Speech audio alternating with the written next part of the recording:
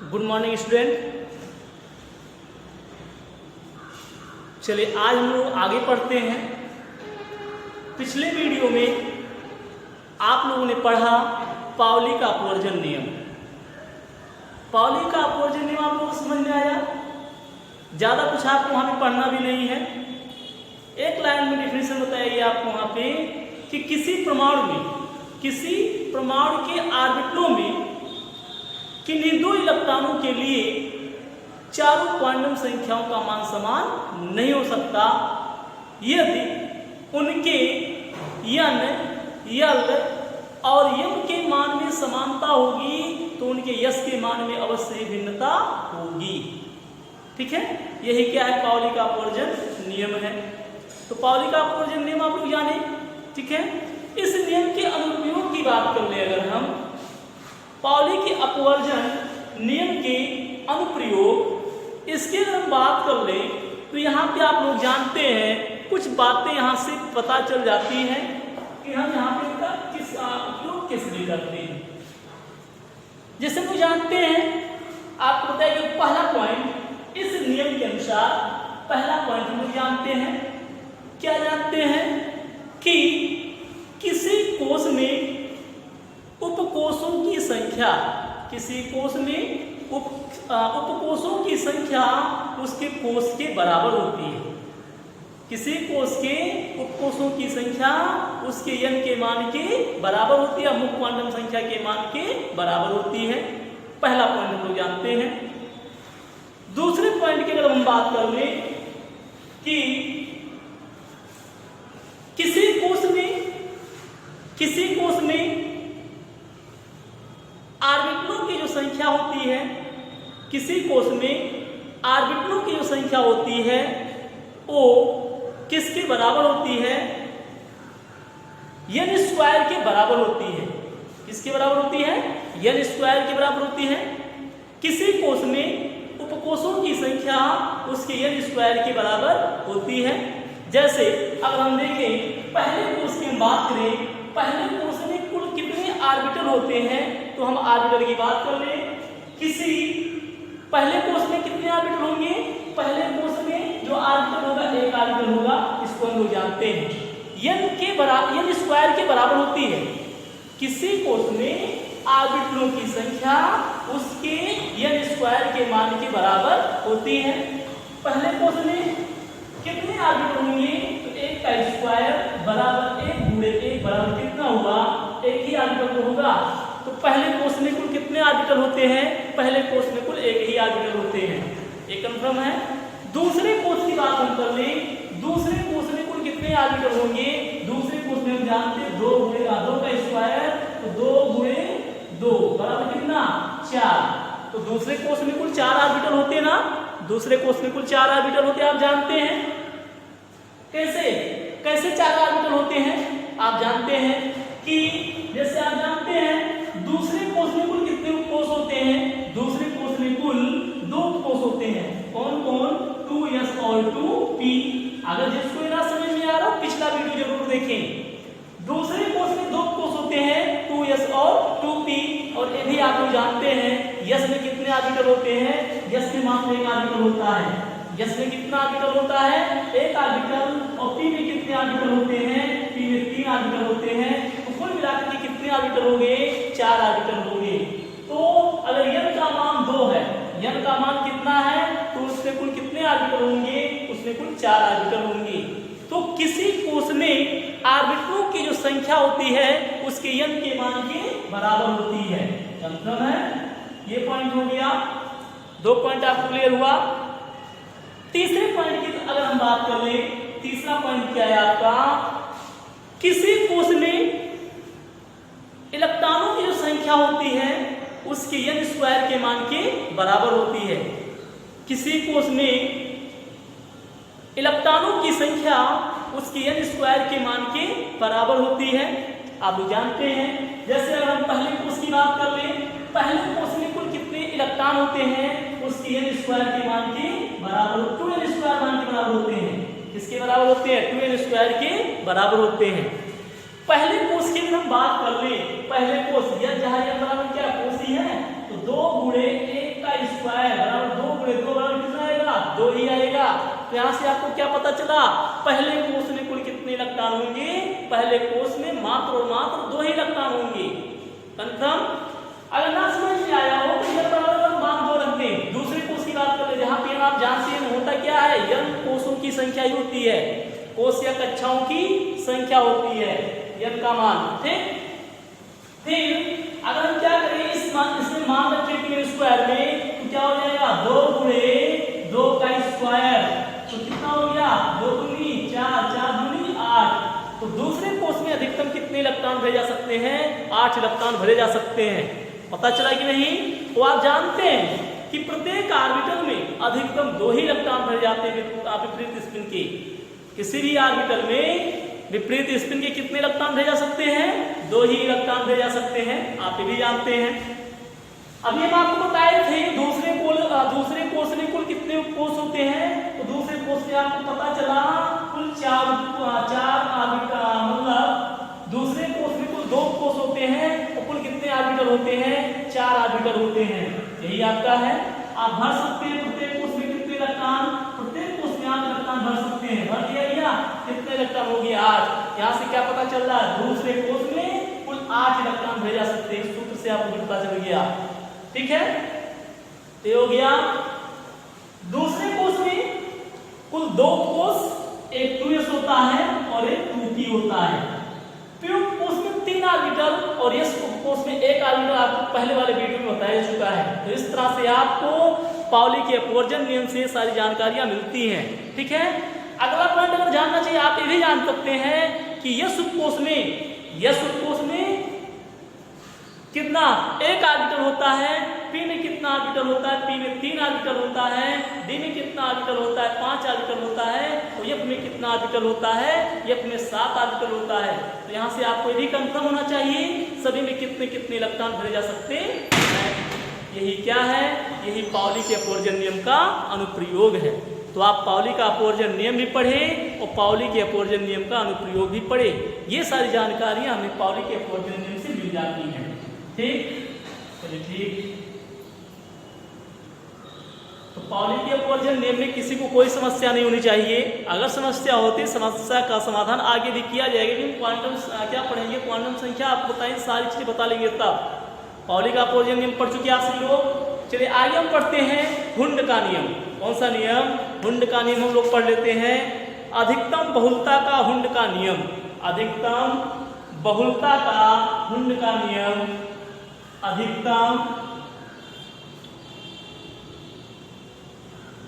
अधिकतम बहुलता का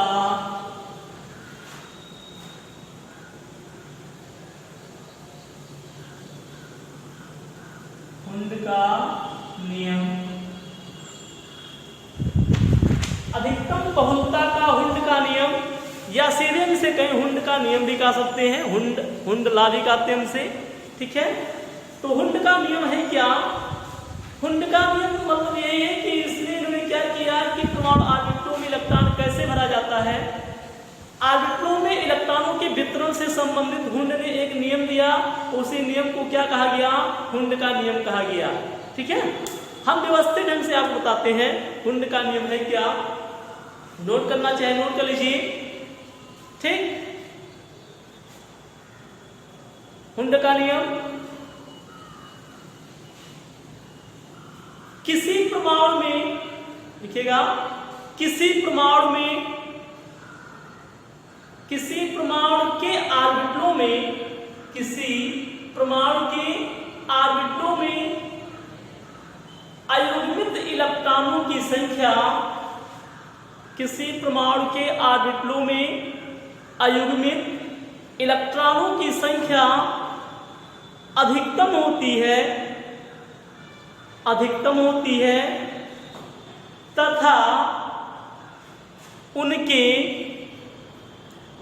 स्पिन की दिशा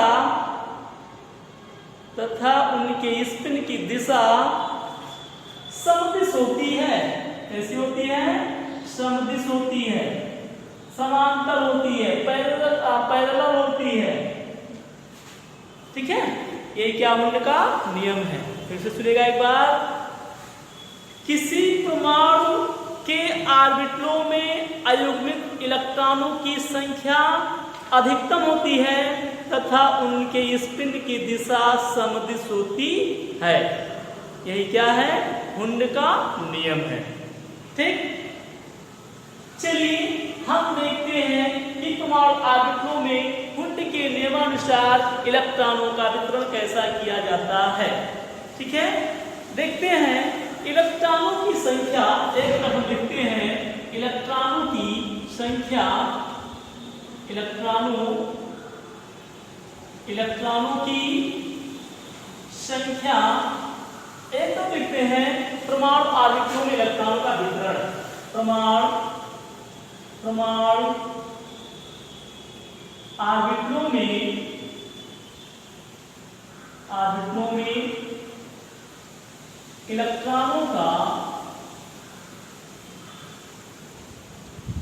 इलेक्ट्रॉनों का वितरण।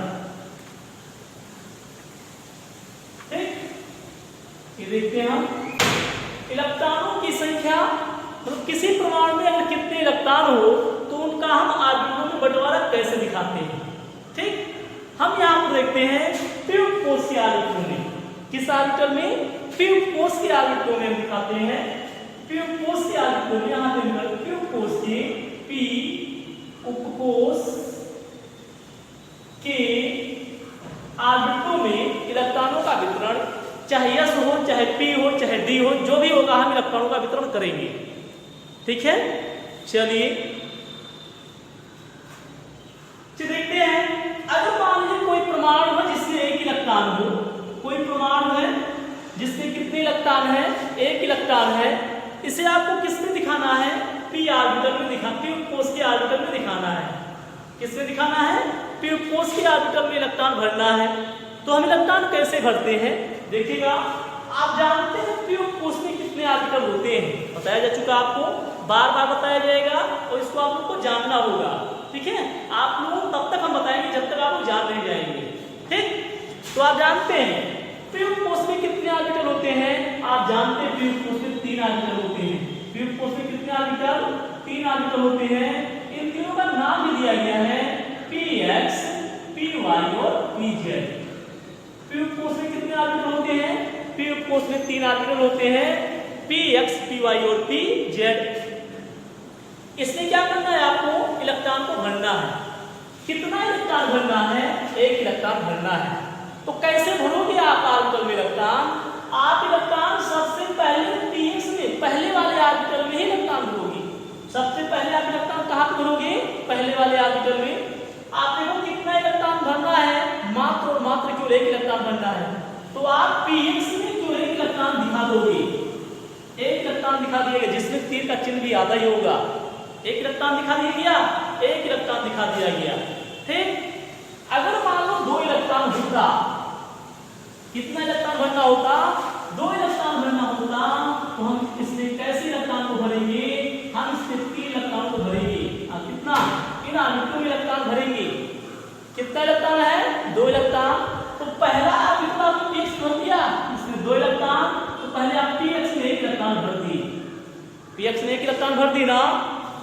अब दूसरा इलेक्ट्रॉन आप कहाँ पे भरोगे, अब आप दूसरा इलेक्ट्रॉन पहले वाले ऑर्बिटल में ही नहीं भरोगे, कहाँ पे भरोगे, दूसरा इलेक्ट्रॉन आप दूसरे वाले ऑर्बिटल में, मतलब py में भरोगे। ठीक, क्यों, हुंड के नियमानुसार। आपको हुंड का नियम बताया गया कि इलेक्ट्रॉन अधिकतम कैसे रहना चाहते हैं, अयुग्मित ही रहना चाहते हैं, लेकिन उनके स्पिन की दिशा कैसे होनी चाहिए, समदिश होनी चाहिए। आप इलेक्ट्रॉन ऐसे भी भर सकते थे, आप ऐसे भर सकते थे ना, एक इलेक्ट्रॉन भरा, दूसरा इलेक्ट्रॉन भी आप इसमें भर सकते थे। लेकिन अगर आप ऐसा करते तो नियम के विरुद्ध होता। ठीक, पहले सभी घरों में, सभी ऑर्बिटलों में आप एक एक इलेक्ट्रॉन भरोगे, लेकिन उनके स्पिन की दिशा कैसी होनी चाहिए, समदिश होनी चाहिए, समान होनी चाहिए। ठीक है, तो भरते हैं। आपका 2 इलेक्ट्रॉन दिखा दिया गया, तीसरा इलेक्ट्रॉन आप भरिए। तीसरा इलेक्ट्रॉन जब आप भरोगे, आप जानते हैं किसमें इलेक्ट्रॉन भर रहे हो, आप p उपकोष के ऑर्बिटल में इलेक्ट्रॉन भर रहे हो। किसमें भर रहे हो, p उपकोष के ऑर्बिटल में इलेक्ट्रॉनों का आप वितरण कर रहे हो। तो पी में आप जानते हैं कितने ऑर्बिटल होते हैं? पी में आप 3 ऑर्बिटल से ज्यादा ऑर्बिटल नहीं बनाओगे ना कम ही बनाओगे। पी में 3 ही ऑर्बिटल होता है, पी एक्स पी वाई और पी जेड ही होता है, ना इससे ज्यादा होता है ना इससे कम ही होता है। और उसी में आपको क्या भरना होता है? उसी में आपको इलेक्ट्रॉन भरना होता है। तो आप इलेक्ट्रॉन इसमें भर दीजिए। कितना इलेक्ट्रॉन भरना है? 3 इलेक्ट्रॉन भरना है। एक इलेक्ट्रॉन आप कहाँ भरे? पी एक्स में। दूसरा इलेक्ट्रॉन आपको बताया कि कहाँ भरना ना, पहले वाले में भरोगे नहीं, दूसरा इलेक्ट्रॉन आप दूसरे वाले में भरोगे। लेकिन 3 की दिशा भी कैसे होनी चाहिए? पहले वाले के समान होनी चाहिए। 3 इलेक्ट्रॉन भरना, 1 इलेक्ट्रॉन और भर देना आपको, 1 इलेक्ट्रॉन और आप भर दिए। ठीक है, इस तरह से क्या किया गया? इलेक्ट्रॉन का बंटवारा किया गया। 3 इलेक्ट्रॉन भर दिया गया। आप अगर ऐसा नहीं करते, जैसे 1 इलेक्ट्रॉन 2 इलेक्ट्रॉन भर दिए, अगर आपने ऐसा नहीं किया, तीसरा इलेक्ट्रॉन को वैसे भर दे, तो आपका इलेक्ट्रॉनों का वितरण क्या होगा? तुरंत वही गलत हो जाएगा। क्योंकि हुंड का नियम कहता है क्या है? इलेक्ट्रॉनों की स्पिन की दिशा कैसी होनी चाहिए? इलेक्ट्रॉनों की स्पिन की दिशा सदिश होनी चाहिए, समान होनी चाहिए, एक दूसरे के समांतर होनी चाहिए। ठीक है, तो सबके तीर का मुख भी एक ही दिशा में होना चाहिए, समान होना चाहिए। ठीक, अगर मान लीजिए कितने इलेक्ट्रॉन को भरना है? 4 इलेक्ट्रॉन को भरना है। कितने इलेक्ट्रॉन को भरना है? 4 इलेक्ट्रॉन पी कोष के आधार में भरना है। पी कोष के आधार में आप 4 इलेक्ट्रॉन भी दिखा सकते हो। सबसे पहले वाले में कुछ एक ऑर्बिटल, दूसरे वाले में 2, तीसरे वाले में 3 भर दिया गया। और आप जानते हैं ट्यूब कोष में अधिकतम कितने इलेक्ट्रॉन भेजा सकते हैं? ट्यूब कोष में अधिकतम 6 इलेक्ट्रॉन भरे जा सकते हैं, आप जान चुके पहले से ही। ठीक है, तो यहाँ पे 4 इलेक्ट्रॉन को बंटवारा करना है। 3 तक तो आपको बता दिए कि इस तरह से भरोगे। 4 और आप पहले ही जान दे प्रत्येक ऑर्बिटल में अधिकतम 2 इलेक्ट्रॉन भरे जा सकते हैं, मतलब इन सभी ऑर्बिटल में इलेक्ट्रॉन भरा जा सकता है। ठीक, तो भरते हैं हम। 3 इलेक्ट्रॉन का बंटवारा आप पढ़ चुके। चौथा इलेक्ट्रॉन जब भी भरोगे आप, चौथा इलेक्ट्रॉन आप पहले वाले ऑर्बिटल में भरोगे, लेकिन इसकी दिशा कैसे कर दोगे आप? अब उसकी दिशा विपरीत कर दोगे। ठीक, मतलब इसमें तीर का मुख ऊपर था तो उसका उल्टा तीर का मुख नीचे करोगे। क्या इलेक्ट्रॉन हो गया? आप चौथा इलेक्ट्रॉन ना तो अंतिम वाले ऑर्बिटल में भरोगे, ना उससे पहले वाले ऑर्बिटल में भरोगे, बल्कि कहां भरोगे? सबसे पहले वाले ऑर्बिटल में पहला मतलब चौथा इलेक्ट्रॉन भरोगे।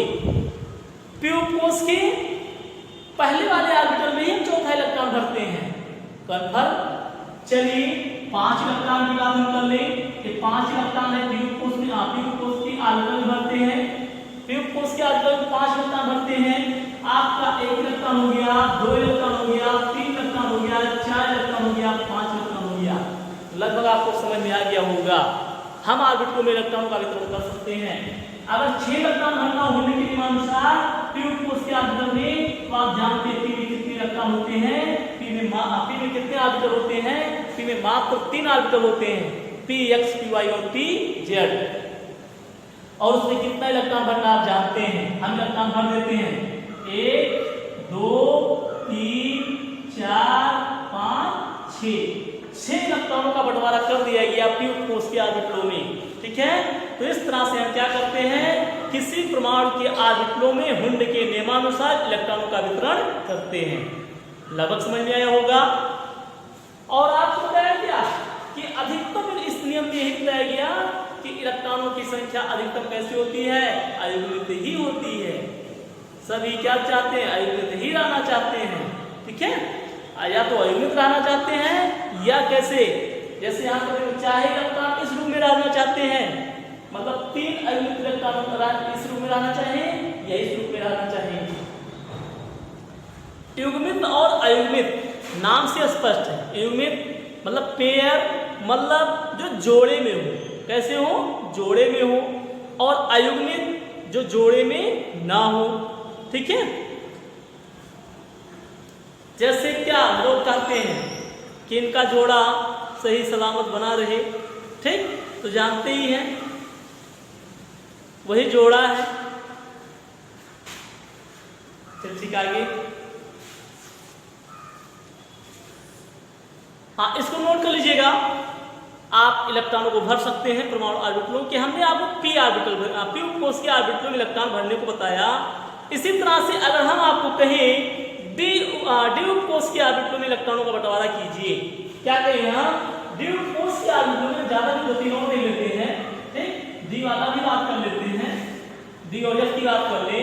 ठीक, डी कोष की द्वितीय कोष के ऑर्बिटलों में इलेक्ट्रॉनों का बंटवारा कीजिए। किसके?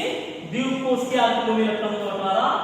तो आप जानते हैं द्वितीय कोष में कितने ऑर्बिटल होते हैं, यदि आप जानते हैं तो द्वितीय कोष में कितने ऑर्बिटल होते हैं? द्वितीय कोष में आप जानते हैं 5 ऑर्बिटल होते हैं। द्वितीय कोष में कितने ऑर्बिटल होते हैं? द्वितीय कोष में 5 ऑर्बिटल होते हैं। कितने ऑर्बिटल होते हैं? 5 ऑर्बिटल। और पी में मात्र और मात्र 3 ऑर्बिटल, यस में मात्र और मात्र 1 ऑर्बिटल और डी में मात्र और मात्र 7 ऑर्बिटल होते हैं। ठीक है, तो आप लोग जान ही रहे हैं। तो अगर यहाँ से ना कंफर्म हो रहा तो पिछले वीडियो में आप जरूर देखिएगा, वहां पे सारी चीजें बताई गई है, वहां पे नोट भी किए थे व्हाइट बोर्ड पे, तो उसको आप नोट करना चाहिए, नोट कर लीजिएगा। हम द्वितीय कोष की बात कर रहे हैं, तो द्वितीय कोष में कितने ऑर्बिटल होते हैं? द्वितीय कोष में 5 ऑर्बिटल होते हैं। अगर हम क्या दिखाएं, एक ऑर्बिटल, एक इलेक्ट्रॉन भरना है, इलेक्ट्रॉनों की संख्या कितनी हो? इलेक्ट्रॉनों की संख्या 1 हो, और किसमें दिखाना है? द्वितीय कोष के ऑर्बिटल में दिखाना है। आप जानते हैं डी में कितने ऑर्बिटल होते हैं? डी में 5 ऑर्बिटल होते हैं, एक इलेक्ट्रॉन भर दी। उसी तरह से हम भरेंगे ना, भर सकते हैं। चलिए आप लोग नोट कीजिए, क्वेश्चन नोट कर लीजिएगा, इसको कीजिएगा और जरूर आप हमारे व्हाट्सएप नंबर पर भेजिएगा। लिखिएगा D3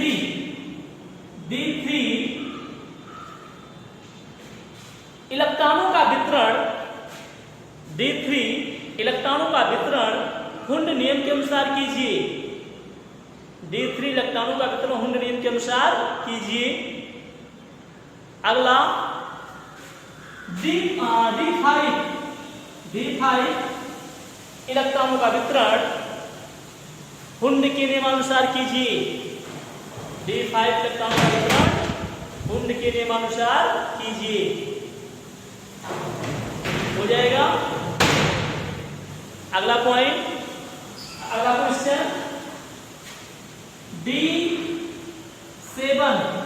D7 इलेक्ट्रॉनों का बंटवारा या वितरण हुंड नियम के अनुसार कीजिए। D7 इलेक्ट्रॉनों का वितरण हुंड नियम के अनुसार कीजिए। हो जाएगा। एक और लिख लीजिए, D9 तथा D10 इलेक्ट्रॉनों का वितरण हुंड नियम के अनुसार कीजिए। आप हुंड नियम के अनुसार कोई भी उपकोष हो, उस उपकोष में जो भी ऑर्बिटल होगा उसमें हम इलेक्ट्रॉनों का बंटवारा कर सकते हैं, कर सकते ना। और आपसे अगर पूछा जाए किसी उपकोष में कितने युग्मित या कितने युग्मित और कितने अयुग्मित इलेक्ट्रॉन है, तो आप ये भी बता सकते हैं। जैसे हम यहीं पे दिखा दें, जैसे यहीं पे इलेक्ट्रॉन भर दें, मान लीजिए यहाँ पे इलेक्ट्रॉन भर देते हैं, तो आपसे पूछे बताओ इन ऑर्बिटलों में कितने युग्मित इलेक्ट्रॉन है और कितने अयुग्मित इलेक्ट्रॉन है, बता सकते हो आप ना? हाँ, तो कितने अयुग्मित इलेक्ट्रॉन है? हाँ, आप बताओगे 3 अयुग्मित इलेक्ट्रॉन है। कितने अयुग्मित इलेक्ट्रॉन है? 3। और युग्मित कितने इलेक्ट्रॉन है? युग्मित एक भी इलेक्ट्रॉन है, मतलब जोड़े में कोई इलेक्ट्रॉन नहीं है। ठीक, लेकिन अगर ऐसा हम कर दे, ऐसा कर दे, तो अब आपसे पूछा जाए बताओ इन ऑर्बिटलों में कितने इलेक्ट्रॉन युग्मित हैं और कितने इलेक्ट्रॉन अयुग्मित हैं, तो आप बता सकते हो ना कितने इलेक्ट्रॉन युग्मित हैं? 2 जोड़ी इलेक्ट्रॉन युग्मित हैं, 2 जोड़ी इलेक्ट्रॉन युग्मित है ना, ये 2 ही जोड़ा तो बना है। और 3 इलेक्ट्रॉन कैसे हैं? और 3 इलेक्ट्रॉन अयुग्मित हैं। तो इस तरह से आप बता सकते हो कि कौन से इलेक्ट्रॉन युग्मित हैं और कौन से इलेक्ट्रॉन अयुग्मित हैं। जो जोड़े में होंगे वो युग्मित होंगे और जो अकेले होंगे वो कैसे होंगे? अयुग्मित होंगे। हो जाएगा ना? तो अगर आप युग्मित और अयुग्मित पहचान लेंगे, आपको आगे कोई टॉपिक बताया जाएगा आपको चुंबकीय पदार्थ, अनचुंबकीय पदार्थ, तो वो भी आपको कंफर्म हो जाएंगे। इसलिए कम से कम आप युग्मित और अयुग्मित को भी पहचाने। ठीक, तो आशा करते हैं हुंड के नियमानुसार आप किसी उपकोष के किसी परमाणु के उपकोष में किसी परमाणु के उपकोष के ऑर्बिटलों में इलेक्ट्रॉनों का वितरण कर सकते हैं, कर सकते ना। चाहे जो भी परमाणु हो हम उनका बंटवारा कर सकते हैं। जैसे हम कोई परमाणु बोलते हैं, कहें हम नाइट्रोजन, नाइट्रोजन का परमाणु क्रमांक 7 होता है। नाइट्रोजन परमाणु नाइट्रोजन परमाणु में उपस्थित इलेक्ट्रॉनों का वितरण हुंड नियम के अनुसार कीजिए। कर सकते हैं ना, हुंड नियम के अनुसार आप नाइट्रोजन परमाणु के इलेक्ट्रॉनों का वितरण कर सकते हैं। ठीक, अगर ना समझ में आ रहा है इसको तो आगे हम क्या पढ़ाएंगे, आपको आपबाऊ का नियम पढ़ाएंगे। और मतलब रसायन विज्ञान में आपबाऊ नियम भी एक इम्पॉर्टेंट टॉपिक होता है। अगर हम पढ़ाई करें और तत्वों का इलेक्ट्रॉनिक विन्यास न जाने तो हमारा रसायन विज्ञान लगभग क्या माना जाएगा, अधूरा ही माना जाएगा। क्योंकि हम जानते हैं हमारा दो टॉपिक जो हुआ करता है, संयोजकता और ऑक्सीकरण, ये दोनों हमारे क्या होते हैं, मेन आधार होते हैं किसके, इलेक्ट्रॉनिक विन्यास के ही। तो हम आपको इलेक्ट्रॉनिक विन्यास बताएंगे और बेहतर ढंग से बताने का प्रयास करेंगे, लेकिन आप वो वीडियो जरूर देखते रहें। ठीक है, चलिए ठीक, आज का टॉपिक समाप्त करते हैं। कल हम आपको आपबाऊ नियम पढ़ाएंगे, तो आप लोग पढ़िएगा। धन्यवाद।